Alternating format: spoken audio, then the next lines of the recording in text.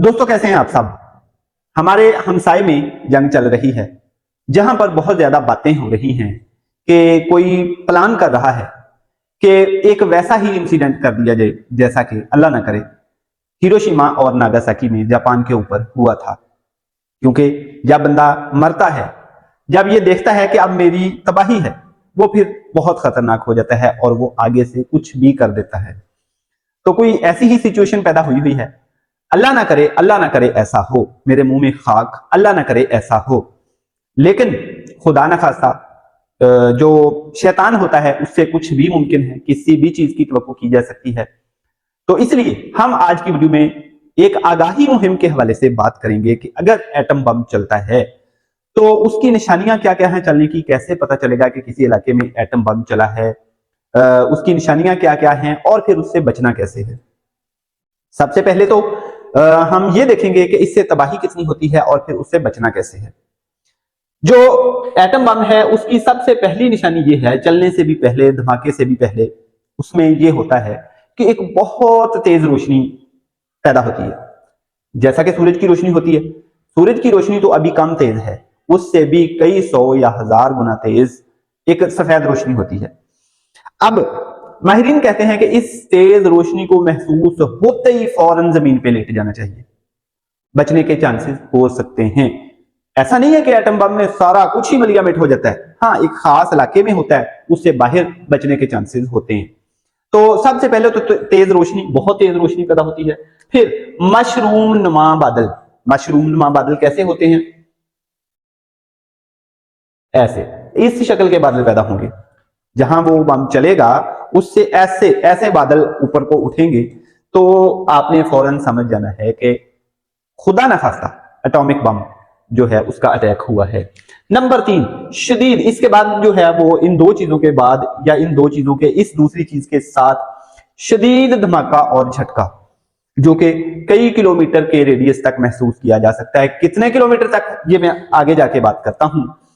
शदीद टेम्परेचर, इतना शदीद कि इंसानी जिस्म का तो बनना ही क्या है, वहां लोहे की खिड़कियां और दरवाजे तक पिघल सकते हैं। लेकिन कितने एरिया में, ये भी आगे जाके बात होगी।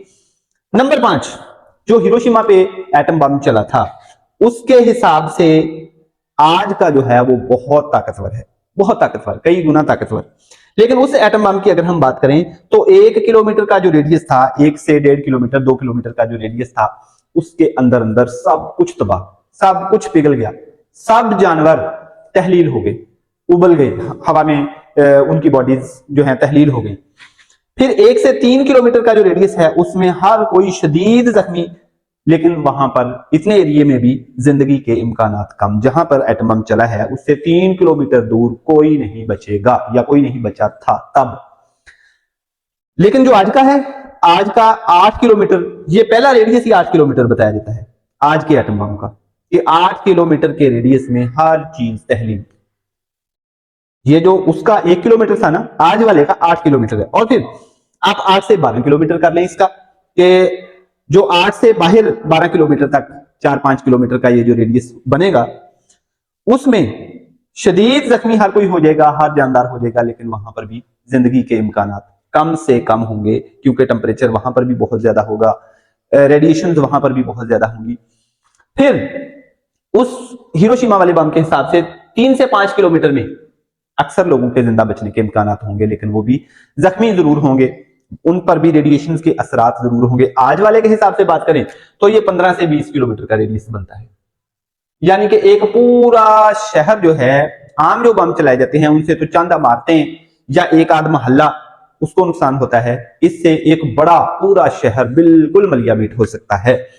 तो 15 से 20 किलोमीटर का रेडियस, जाहिर बात है अक्सर शहर जो है वो कोई आम शहर 4-5 किलोमीटर रेडियस उनका होता है, लेकिन 15 से 20 किलोमीटर के रेडियस में सब कुछ आज वाले के हिसाब से जो है ना मलियामीट हो सकता है। लेकिन 15 से 20 किलोमीटर, 15 किलोमीटर से बाहर जो है उसमें कुछ बचने के चांसेस होते हैं। लेकिन अगर आप क्या करें, अगर आप इस तेज रोशनी को देखते ही लेट जाते हैं, किसी बेसमेंट में छुप जाते हैं, किसी जेरे जमीन जगह पर छुप जाते हैं जहां रोशनी के, रेडिएशन के आने के इम्कानात जो हैं वो कम से कम हो, फिर बचने के तरीके इनमें हम स्पेशली डिस्कस करते हैं। ये सारी चीजें या ये सारी निशानियां हमने डिस्कस की, बचने के इससे क्या क्या तरीके हो सकते हैं? रोशनी देखते ही फौरन जमीन पर लेट जाए, जहां भी महसूस हो, जब कभी भी महसूस हो, लेकिन खुदा ना करे ऐसा हो। रोशनी देखते ही फौरन जमीन पर लेट जाना, जेरे जमीन छुप जाना। जेरे जमीन आपका कोई कोठी हो सकती है, कोई खुड्डा हो सकता है, कोई कुछ भी हो सकता है, बेसमेंट हो सकती है। जेरे जमीन होनी चाहिए जिसके दरवाजे, खिड़कियां सब अच्छे तरीके से टेप हो उसके साथ बंद की हुई हो, बिल्कुल रेडिएशन अंदर आने के चांसेस ही ना हो। लेकिन अगर आप इस रेडियस में हैं, खिड़कियों से दूर रहना है, खिड़कियों से दूर रहना है आपने, ताकि उनके शीशे टूट कर जो है ना लगे ना, आप जख्मी ना हो, दरवाजे टूट कर लगे ना, जख्मी ना हो। ये जो रेडियस है ना 1 किलोमीटर का, और फिर 1 से 3 किलोमीटर का, या आज के हिसाब से 12 किलोमीटर का, 12-15 किलोमीटर के रेडियस तक झटका इतना जबरदस्त होगा कि दीवारें टूट सकती हैं, खिड़कियां टूट सकती हैं, इतना जबरदस्त झटका होगा। फिर कमरों से बाहर नहीं निकलना। आज वाले के हिसाब से, उस वाले के हिसाब से तो 24 घंटे तक तो बिल्कुल ही नहीं निकलना, लेकिन आज वाले के हिसाब से कम से कम 10 से 15 दिन जो है वो बिल्कुल कमरों से बाहर नहीं निकलना। कमरों के अंदर ही खुराक रखी हुई हो, डब्बा बंद, सील बंद खुराक हो, ताकि उसके ऊपर रेडिएशन के असरात ना हो, आपका जिस्म ढका हुआ हो, आपकी अलमारियां जो हैं वो मुकम्मल तौर पे बंद हों, टेपों के साथ बंद की हुई हो, ताकि रेडिएशन शुआएं जो हैं वो अंदर ना आ सकें। अच्छा, ये शुआएं ऐसा नहीं है कि रोशनी की शुआओं जैसी होती हैं, ये शुआएं ऐसी होती हैं कि ये नजर भी नहीं आती होती, लेकिन आके जिस्म के साथ अगर खुदा न खास्ता टच करती हैं तो वहां पे बीमारी हो सकती है, कैंसर हो सकता है, अल्लाह ना करे। तो ये बहुत खतरनाक चीज होती है। डब्बा बंद खुराक, और फिर जिस्म को धोना। आप 8-10 दिन अंदर रह लिया आपने, तब तक बाहर से धूल जो उड़ रही थी उसके असरात कम हो जाएंगे, रेडिएशन के असरात थोड़े से कम हो जाएंगे। फिर आके बार बार बाहर आके आपने जिस्म को धोना है। कपड़े जो आपने चेंज किए हैं उनको दोबारा नहीं पहनना, उनको बाकी कपड़ों के अंदर नहीं रखना। यूं करके, ये एहतियाती तदाबीर करके आप जो है वो उसके हमले से, उसके तबाहकुन असरात से बच सकते हैं। अब एक छोटी सी बात साथ में और ऐड करनी है कि आखिर इससे ये इतना तबाहकुन असरात इसके होते क्यों हैं। मैं आपको छोटी सी मिसाल देकर समझाता हूं कि हम जो आग जलाते हैं, हमने लकड़ी का एक टुकड़ा जलाया चूल्हे में, वो जल रहा है, उससे हरारत पैदा हो रही है। वो जब जल जाता है उसकी राख पीछे बच जाती है। मादा है, ये मादा, लकड़ी क्या मादा, मैटर मादा है। ये हर वो चीज जो वजन रखती है और जगह घेरती है मादा कहलाती है, लकड़ी मादा है। मादा जो है ये जल जाने के बाद भी कुछ हीट में बदल गया, कार्बन डाइऑक्साइड में, धुएं में बदल गया, कुछ राख बाकी बच गई। लेकिन एटम बम में क्या होता है? एटम बम में ये होता है कि आप अंदाजा करो कि मादा जब जलता है तो कितनी हीट पैदा होती है। वो आग की शिद्दत का अंदाजा हम उसके करीब हाथ नहीं कर सकते। लेकिन एटम बम में क्या किया जाता है, ये जो मादा है इसको सारे के सारे को हीट में कन्वर्ट किया जाता है, सारे के सारे मादे को एनर्जी में कन्वर्ट किया जाता है। जब मादा एनर्जी में कन्वर्ट होता है तो वो इतनी ज्यादा एनर्जी होती है, इतनी ज्यादा एनर्जी होती है, चूल्हे में जलती हुई आग से कोई करोड़ गुना ज्यादा, इतनी ज्यादा एनर्जी होती है। तो अंदाजा करें आप कि उससे कितनी तबाही होगी, कितना जोरदार धमाका, कितना जोरदार झटका होगा कि 12 किलोमीटर 15 किलोमीटर के रेडियस तक तकरीबन वो चीजों को मलियामेट कर देगा। 10 से ऊपर ऊपर कुछ बचने के चांसेस हैं, 15 से ऊपर बचने के चांसेस ज्यादा हैं इस रेडियस के ऊपर, लेकिन इसके अंदर अंदर तो बचने के चांसेस आज वाले की ताकत का अंदाजा लगाएं तो बिल्कुल भी नहीं है। लेकिन फिर भी अल्लाह ताला हमें ऐसी आफतों से बचाकर रखे। अल्लाह ताला हमारे हुक्मरानों को, दुनिया के हुक्मरानों को जो है ना इंसानियत के लिए कुछ करने का हदायत दे उनको, ताकि वो इंसानियत के लिए कुछ करें, ना कि इंसानियत की तबाही के लिए।